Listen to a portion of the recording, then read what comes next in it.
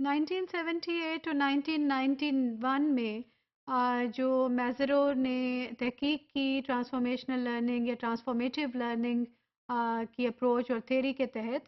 اس کے certain operational parameters انہوں نے ڈیفائن کیے، جس کے تحت کہ وہ ہمیں ایڈوائز کرتی ہے، نظر آتی ہے ان کی تحقیق کہ کون سی ایسی چیزیں ہونی چاہیے کہ جو کہ یہ ٹرانسفارمیشن جب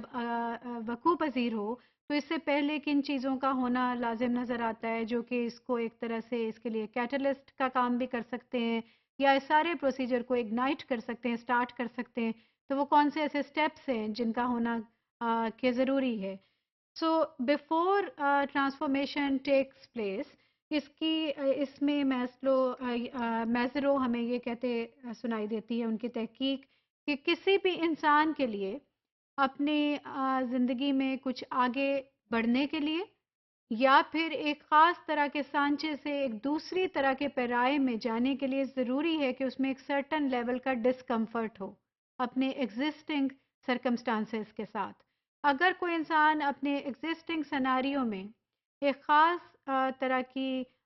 ایک پیسفلنس کے ساتھ ہو، ایک خاص اس میں کنٹینٹ ہو، کنٹینٹمنٹ موجود ہو، ایک خاص طرح کا اس میں سکون یا ٹھہراؤ ہو، تو وہ ایک کمفرٹ زون میں رہنے کا عادی ہو جاتا ہے اور اس سے اس کو نکالنا یا اس میں سے باہر نکلنا اور کچھ اور سیکھنے کے لیے شاید وہ تیار نہ ہو اور اس میں ٹرانسفارمیشن کا عمل نہ ہو. تو پہلی بات تو یہ کہ جو بھی لرننگ سٹوری، جو بھی ایک اس کی سٹوری فریم اس کے مائنڈ میں ہے، وہ اس میں اس کو ڈسکمفرٹ کا ہونا بہت ضروری ہے کہ وہ اس سے کسی طرح کی ناخوشی ہو اور اس کی کرنٹ سینیریو میں اس کا وہ ایگزسٹنگ جو بھی نالج ہے، جو بھی فریم آف مائنڈ ہے، وہ بفٹنگ نہ ہو، وہ اس کے لیے فائدہ مند نہ ثابت ہو رہا ہو. اور پھر اس کے بعد میں وہ یہ بھی کہتے ہیں کہ ٹرانسفارمیشن کے ہونے سے پہلے یہ بھی ضروری ہے کہ the new information is connected with deeply felt experiences, emotions and images. کہ جو بھی نیا واقعہ رونما ہوا ہے، چاہے کوئی نئی انفارمیشن ملی ہے، کوئی نئی ایک ریسرچ ہوئی ہے، what ever is the new scenario جس کے تحت کہ ایک نیا پیس آف انفارمیشن آپ کو حاصل ہوئی ہے، وہ بہت ڈیپلی آپ کے لنک ہونا چاہیے ایگزسٹنگ سینیریو کے ساتھ اور اس کو چیلنجنگ سچویشن میں لینے کے قابل ہونا چاہیے، اس میں خود سے دم ہونا چاہیے، آپ کے ساتھ ریلیونس بھی ہو اور وہ آپ کی فیلنگز، ایموشنز، امیجز، ایکسپیرینسز کے ساتھ بھی اس کا لنک ہو کہیں نہ کہیں، جن کو آپ نے پہلے ایکسپیرینس کیا ہے، تب بھی آپ اس کو ریلیٹ کریں گے اور تب بھی ایک خاص طرح کی ٹرانسفارمیشن میں آپ جائیں گے. اور پھر وہ ان کی ریسرچ یہ بھی کہتی ہے کہ کسی بھی شخص کے لیے کسی نئی تبدیلی کے مطابق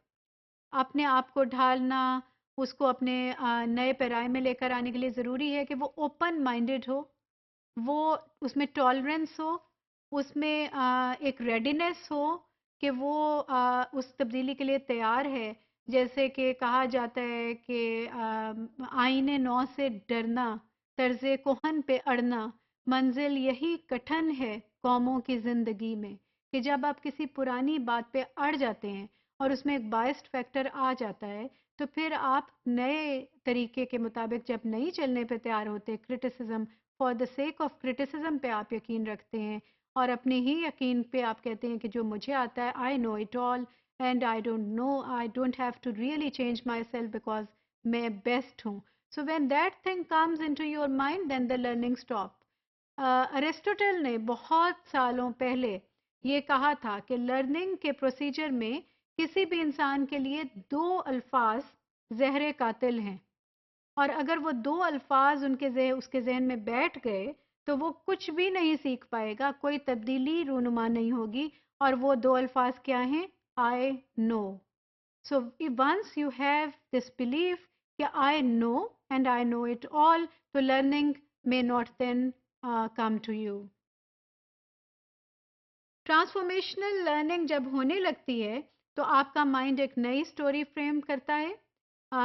یعنی ایک نئی طرح کی اس کو ایکسپیرینس کے مطابق وہ اس انفارمیشن کو سارٹ آؤٹ کرتا ہے اور اس کو محفوظ کرتا ہے اور وہ دوسروں کے ایکسپیرینس سے بھی، وہ آپ ڈائریکٹ آپ نے ایکسپیرینس کیا ہو سکتا ہے یا آپ دوسروں کی انفارمیشن کے ساتھ، ان کی ایکسپیرینس کے ساتھ، ان کے تجربات سے کچھ حاصل کر کے آپ اپنی زندگی میں وہ ان کی آواز کو شامل کر کے ان سے بھی سیکھ کے آپ اپنی